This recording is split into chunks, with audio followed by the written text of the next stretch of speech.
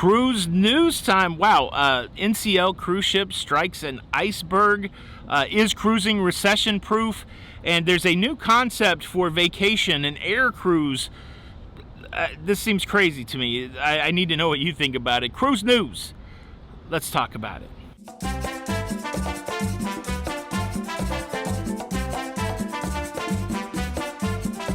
Hey, what's up, everybody? Welcome to Lido, Loca. I'm your host, Tony, here with the latest cruise news updates. Well, it is Monday, the 27th of June. I just got off of the Margaritaville at Sea cruise ship, and such an interesting two-night cruise. I'm going to have a full recap of that later on in the week, so stay tuned for that.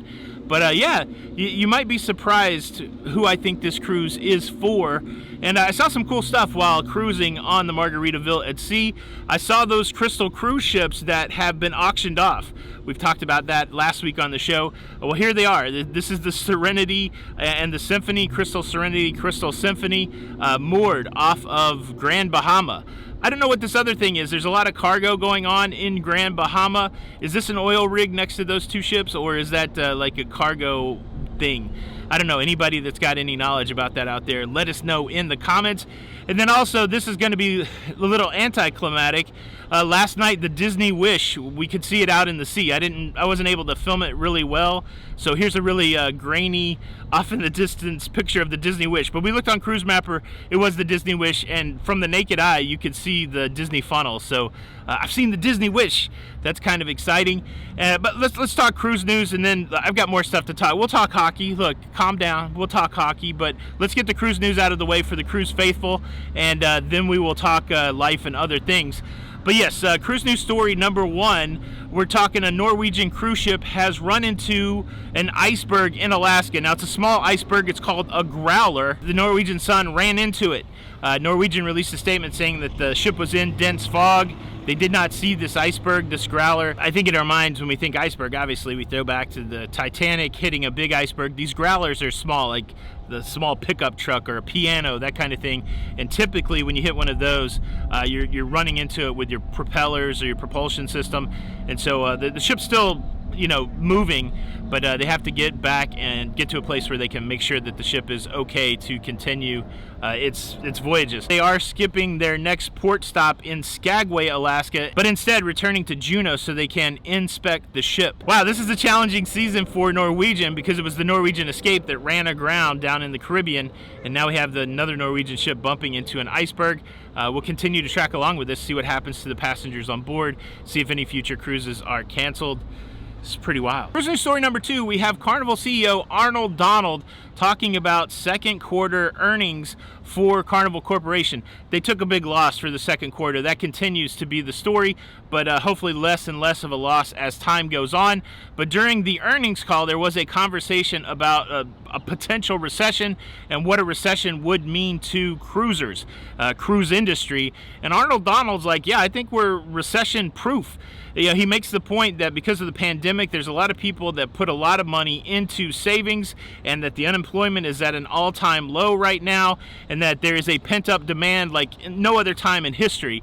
And so combining all of those factors, even in a recession, Arnold Donald believes that cruising will continue to be strong and continue to grow. Also during that call, he pointed out the progression of capacity for Carnival, that in the last quarter it was 54%, this quarter 69%, and they're pushing to be above 80% in the next quarter.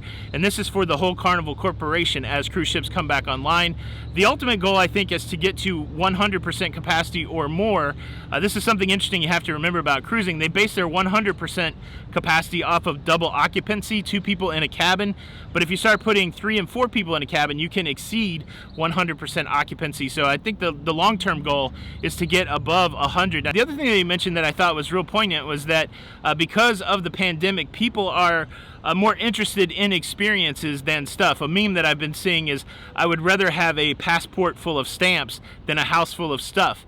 And I think that's a good summation of the way a lot of us are feeling right now. A good story, and I don't think it's disingenuous. Obviously, he's speaking to investors, he's speaking to people in the financial world, and you know, you get the fact that there has to be a positive spin, but those things that he pointed out are true.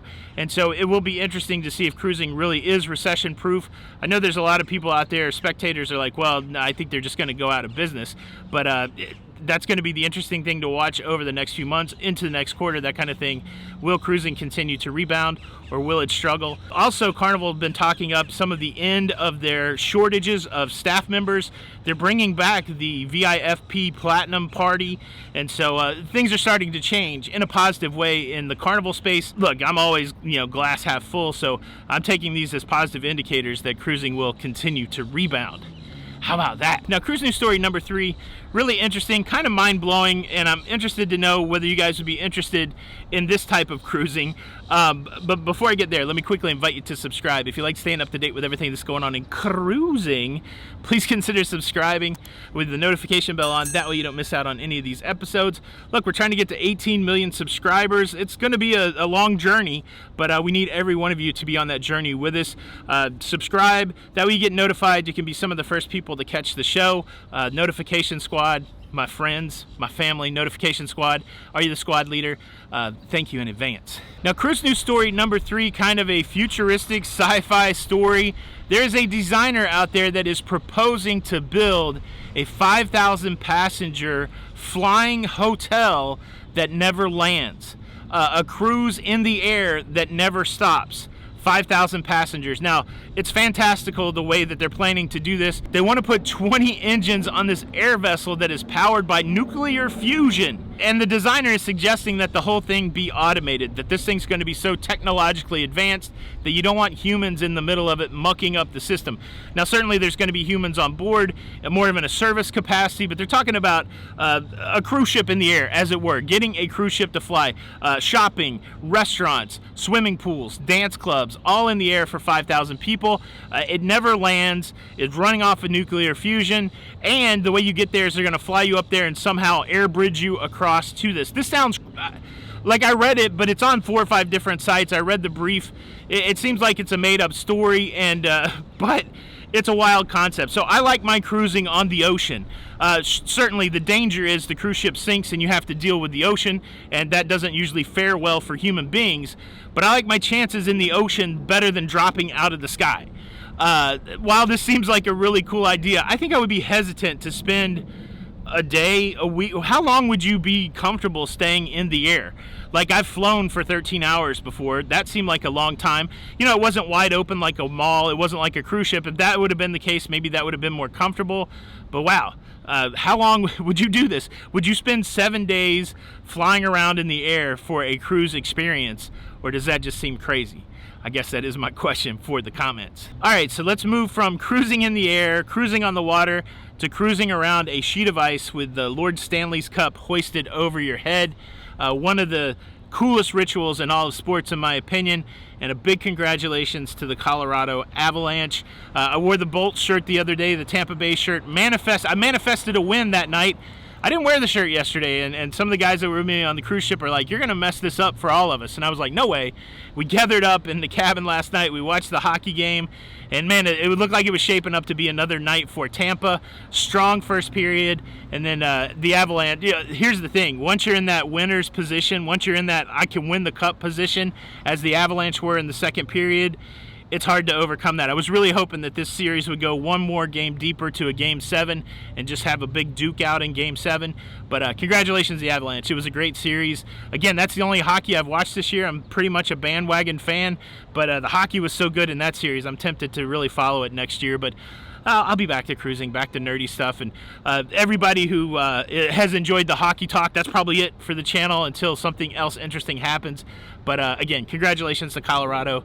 You're no longer dead to me. I'm accepting it. I love you, each and every one of you, and now it's your turn to have compassion for us lowly, poor Tampa Bay fans who have to be sad that we don't have the Stanley Cup. How about that? So I'm in a parking lot in front of Ross and Joann Fabrics and Home Depot, somewhere in West Palm Beach. I've got to make my way to Miami. I'll be jumping on the Virgin Voyages Scarlet Lady on Wednesday, and so hopefully tomorrow I'll be doing the show in some sort of nice air-conditioned hotel room. but I didn't want to be late today. So gold star for me. Somebody give me a gold star in the comments because I got the show up on time at a weird remote location. Now I got to go figure out where to edit this. So much for checking out the show today. Please show your support by hitting the like button. And unfortunately, if you don't hit the like button, I'll be forced to punish you. And your punishment will be this. In a freak ice skating accident, the blade of your skate will come off and a teammate will have to drag you off the ice so you don't get a penalty for too many men on the ice. You think that couldn't happen, but trust me, it could. And all of a sudden, you don't even play hockey, and because you didn't hit the like button, you're in a hockey game. So you might not want that. Hit the like button. It's Tony for Lido Loca. Until the next time, we'll see you on the Lido.